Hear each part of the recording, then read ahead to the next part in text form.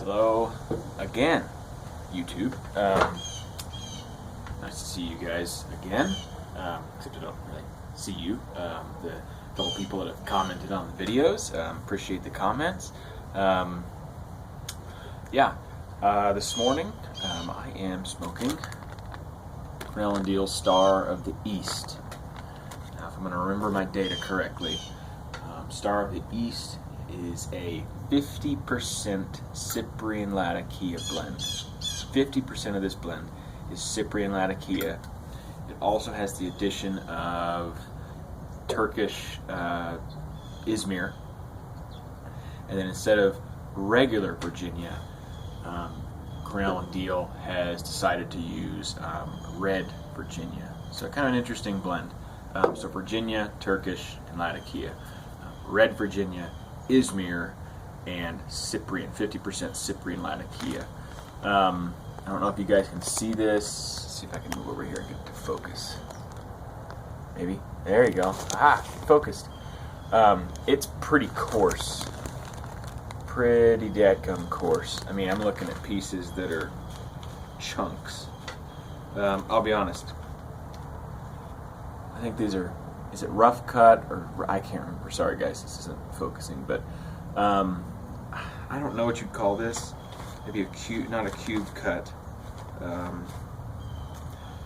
I'll be honest, these kind of tobaccos are hard for me because when the small, like real stout pieces don't burn well or all the way, we're always left with the twigs or like the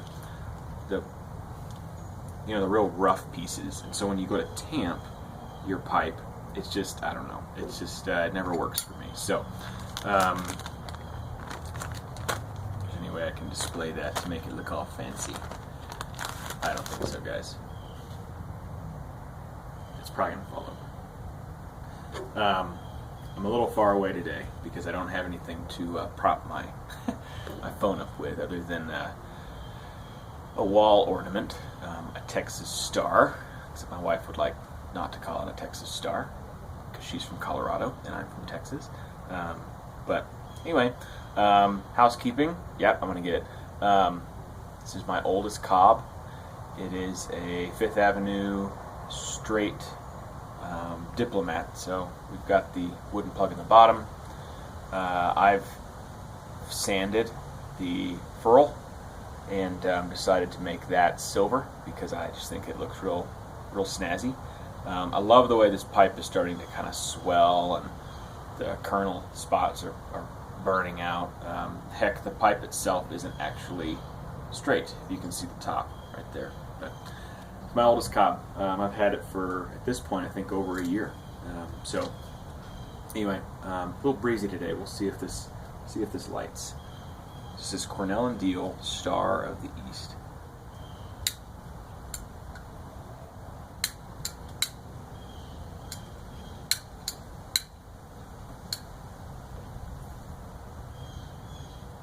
You know, it's maybe harder than the little small Bic lighter.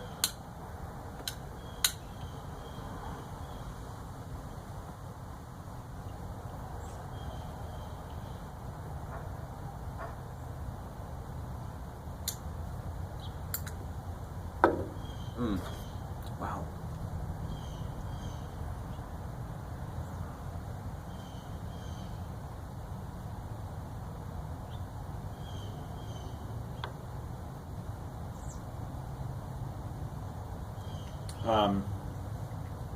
Huh.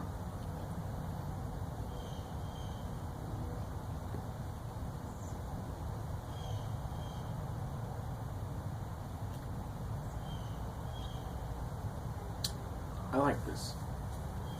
Of all the Latakia strong blends I've had,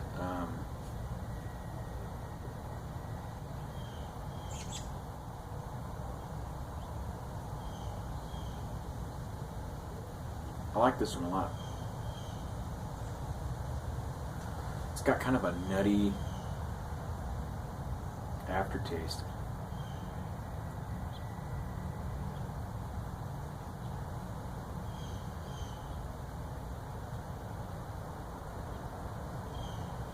mean, there's no doubt about it. It's mostly Latakia. Strong Latakia.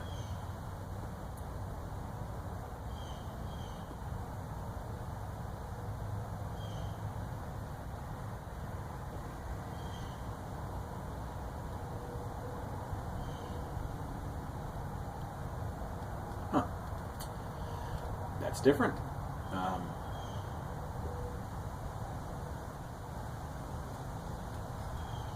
Not a bad different either. I do like it. I think it's tasty.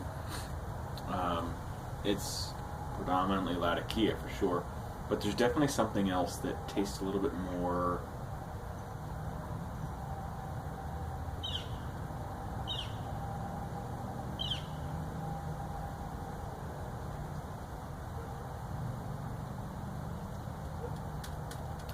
Oh, hey. I just got this. Just got it as I was taking that last puff, and kind of working the smoke over my mouth.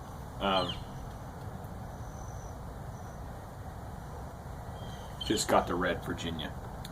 It's kind of tangy, if that's right. I think I know. I mean, I know what a lot of people have said in their reviews of what different tobaccos taste like, or what they predominantly feel like on the palate. I don't know. I mean, you asked me to do tasting with Scotch, and I can give you all sorts of different types of flavors. But with tobacco, it's a little different.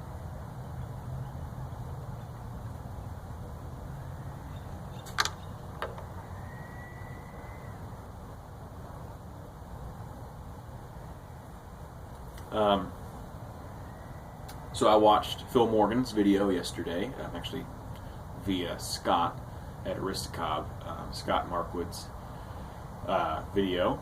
He referenced Phil Morgan in his public service announcement, I guess you'd call it, on the deeming, pipe tobacco, pipe products, that type of stuff.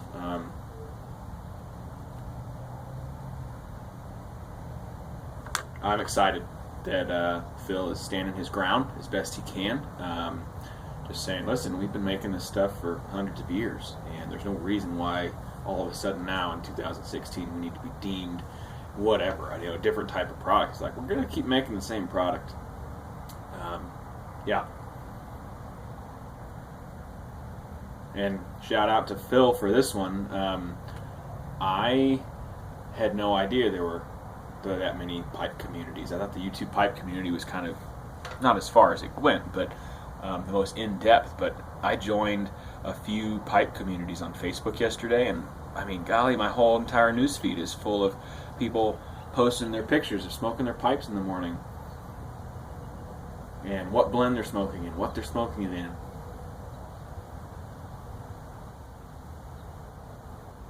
I joined up with the Cobb Nation. And first of all, I got to get myself one of those patches. And those, golly, the Mark Twain Billiard, the stained one with the 2016, I think it's Cobb Nation pipe. Oh, what a cool pipe. Very neat.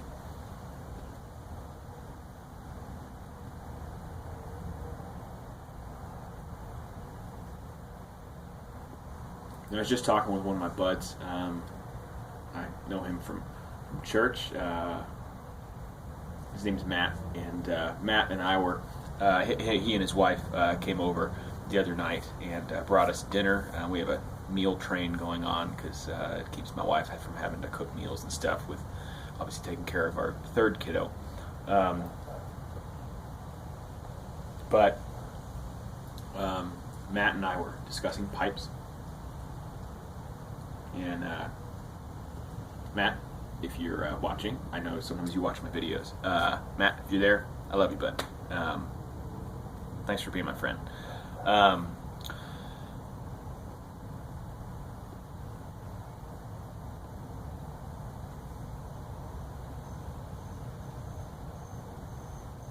to keep this lit. It's that cube. It's that coarse cut again. It's killing me. Yeah, I lost it. So Matt and I were sitting on the couch the other night while our wives were mingling, and we were looking at Peterson pipes, and he is, I think, about to get his master's at seminary. Yeah, he's done great here over at Denver Seminary here in Littleton, and anyway, looking to kind of celebrate. And he's like, I think a Peterson pipe would be a good way to celebrate, which gets me looking at pipes, which, as we all know, as soon as you look up a style of pipe that you think is fancy and you like and you appreciate, pretty soon that's all you can think about, which, as we all know, is PAD, pipe acquisition disorder. I don't really think it's a disorder, guys. Maybe I'm in denial. I think that's the first step, isn't it, guys? Admitting that we have a problem.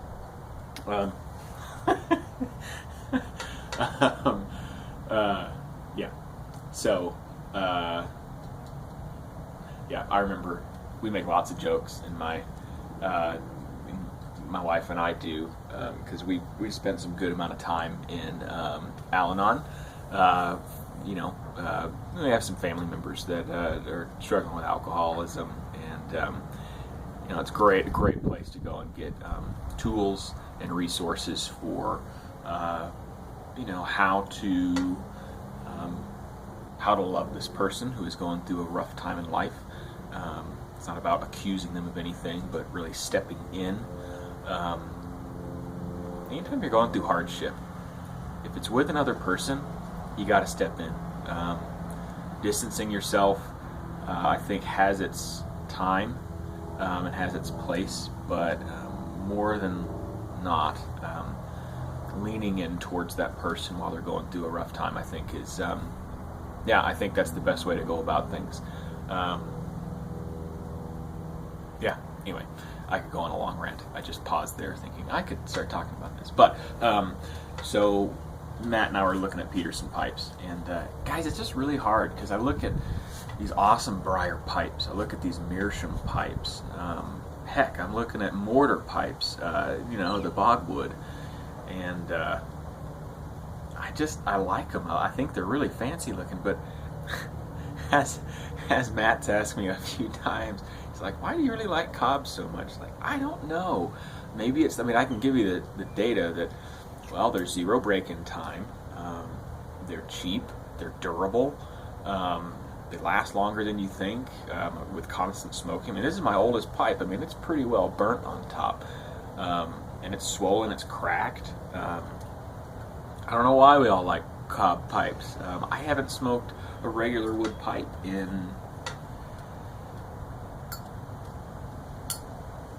I don't know. I don't know the last time I smoked a regular pipe. Maybe it was the hardwood. I think it's the maple wood pipe that I got.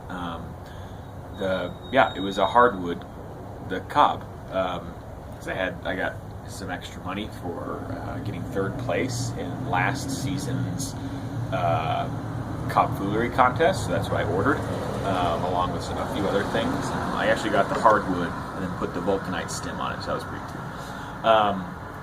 That may have been the last pipe that I smoked, and I used that for kind of an outside pipe. I had to sand out the inside because there definitely was some lacquer on the inside of the bowl, which didn't taste very good, but I used it for an outside pipe, and ended up wanting to do some whittling on it, like see if I could customize it. It just didn't turn out very well. But anyway, so I don't know if I'm going to get a Peterson. We could get the guys over at Missouri Meerschaum to throw some of their really thick stalked Cobbs over to Dublin, over to the Peterson Pipe Company. Maybe they could turn them and make a cool design. Heck, maybe the guys at Missouri Meerschaum could make like a rounded, close to like what Dodif made for the last Cobb Foolery contest, the dinosaur egg. That was way cool. Like a tapered Cobb. I mean, the Mark Twain's awesome. And the spool, I've had a spool. Haven't gotten the spindle yet. Need to still get a Patriot. I mean, some of those are really cool with the rounded shapes and stuff. Who knows? Maybe we'll see another Cobb. The Dagner Cobb. I really want to get that one. So I don't know. There's something about corn cobs that I think are just great. But I'm gonna light this up before my video runs out. But hope you guys have a great Friday. It's Friday, guys. It's Friday. So exciting. We'll see you guys around.